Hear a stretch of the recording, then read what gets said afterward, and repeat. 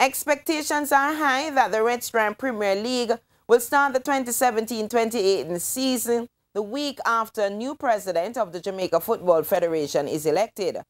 Of course, the league was ordered postponed by the Jamaica Football Federation following the well-publicized tiff between the Premier League Clubs Association and the Montego Bay United, as well as the fact that the TVJ owed outstanding fees to the referees who officiated last season. My biggest disappointment in all of this is not that there was a conflict, but that the matter was not resolved prior to the expected start of the season. Conflicts will arise in every type of relationship. It is how they are resolved that is of paramount importance. The PLCA sought legal advice. The legal advice came back that given the circumstances, MBU should be paid.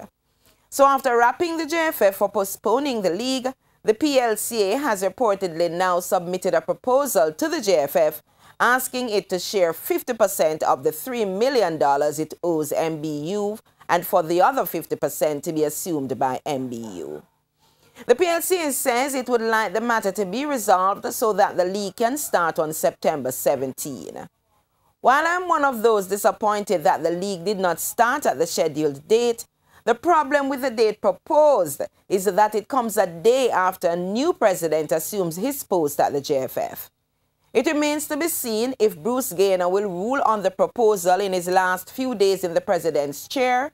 My bet would be is a no. What is more than likely to happen is that Stuart Stevenson or Michael Ricketts will have that on their plate the second they are elected.